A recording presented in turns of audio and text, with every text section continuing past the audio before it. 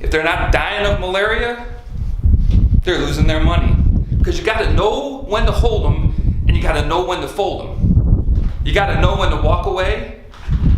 You got to know when to run.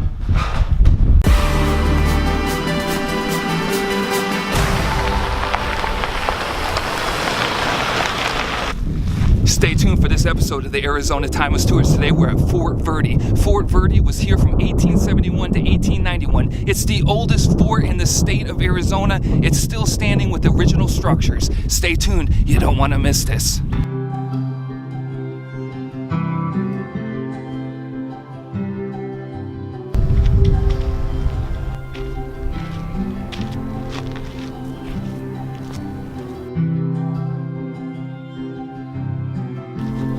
The surviving buildings at Fort Verde represent the best preserved military post in Arizona associated with the Indian War period from 1865 to 1891.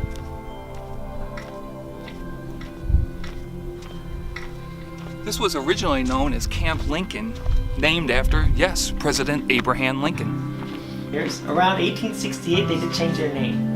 The problem was, corresponding back with the government, there was too many Camp Lincolns, so it got very confusing on which one they were talking to.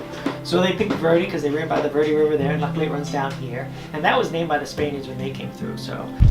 The only downside to this place is it only have like one restroom facility, and it's way over there. So I gotta time my bathroom breaks. It is what it is. The Civil War had ended. The country opens up for expansion in the West, and conflicts of different nature faced the U.S. military. The Indian Wars of 1870 through 1880 brought soldiers to Arizona to protect the settlers and brought challenges to the families who occupied them.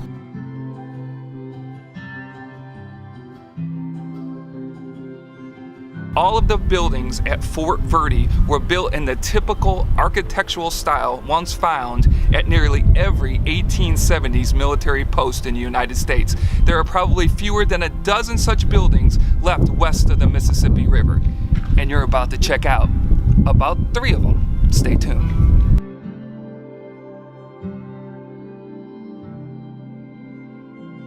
You know what I find interesting? The bachelor officer quarters are still standing, but the married officers' quarters, nope, just the foundation is standing.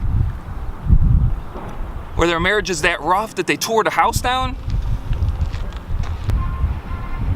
Hey, we got the bugles going off. The foundation before you is from one of the 2 married officers' quarters.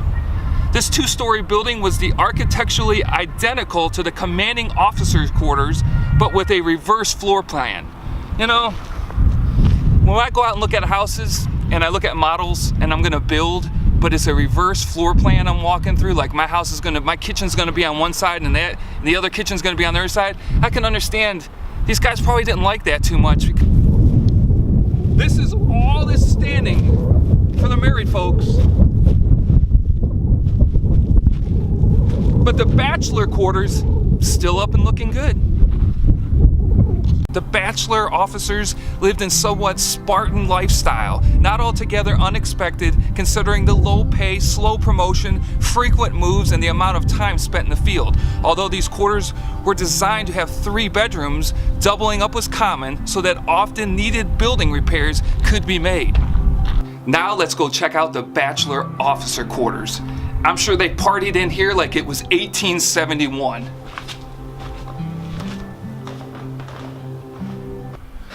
Oh yeah, they got to set it up for gambling. They got the chips and the cards on the table in here. Oh yeah, they were living the lifestyle in 1871. Another thing that's pretty cool here is you push this button. It says push button. And they got a couple lights that light up the room so you can see it better. Because it is quite dark in here and who knows how this is going to show up. But yeah, they got the cards, they got the gambling paraphernalia out here. The officers are having a good time. If they're not dying of malaria, they're losing their money. Because you got to know when to hold them and you got to know when to fold them. You got to know when to walk away. You got to know when to run. Because there'll be time enough accounting when the dealing's done.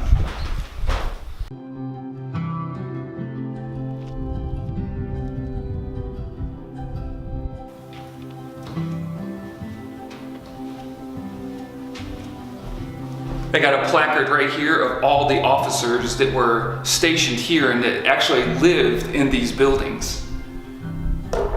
Pretty cool. For being in 1871, this is a really nice house. Again, officers lived in these quarters, the three that are remain standing here from 1871 to 1891. The place was deserted after 1891. It went through a lot of different people came and bought this land, used it for farmland, all different kinds of things. But one of the reasons that these soldiers left is because of malaria. And that's a good reason for leaving.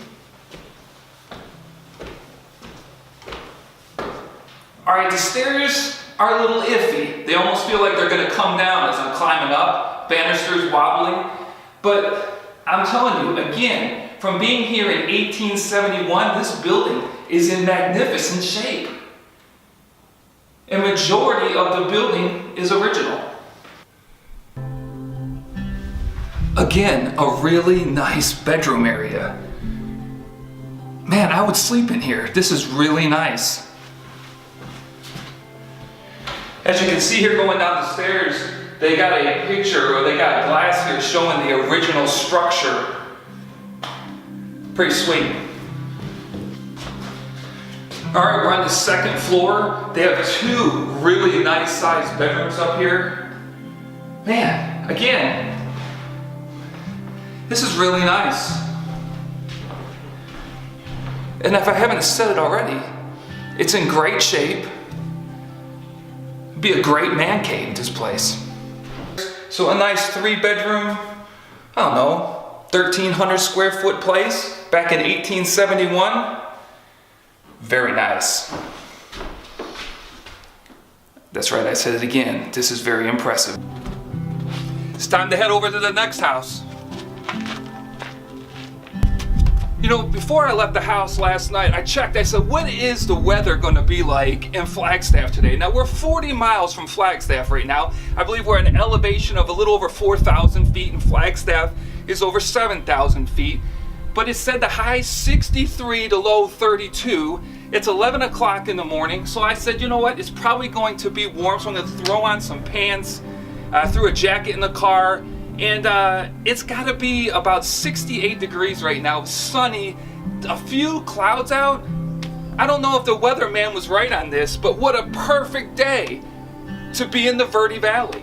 And I'll tell you what, this is an impressive place. To have the original structures from 1871 still here, still standing in this condition, they have done a great job. The Verde Historical Society, or whoever keeps these buildings up, has done an absolutely magnificent job.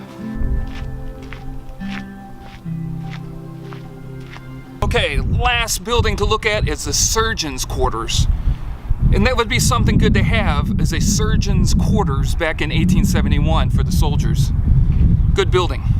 Each permanent military command was required to have a physician. The post surgeon was allowed these rather spacious accommodations because patients were treated and surgery was performed here.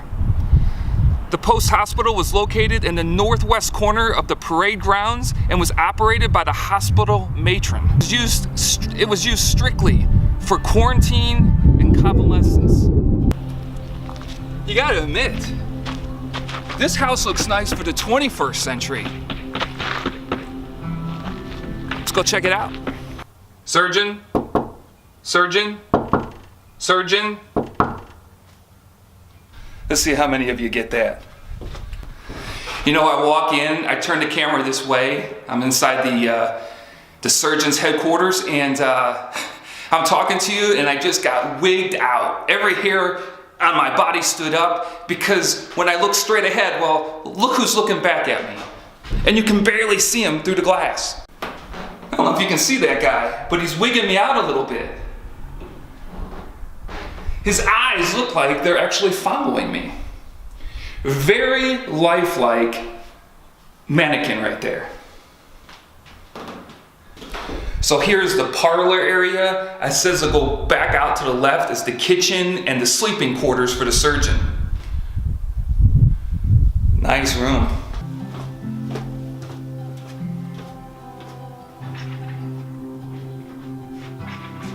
How many people wouldn't like a wraparound porch today in the 21st century? Beautiful wood porch on the head surgeon facility here. Very nice. Behind me is a locked door that goes into the surgeon's bedroom. Behind us is the kitchen. But this area out here is very nice, wraps around all the way to the front of the house. Very nice. Look, if you like this channel and you haven't subscribed yet, hit that subscribe button, hit that thumbs up button, and leave a comment. Let me know that you stopped by. I'd greatly appreciate it.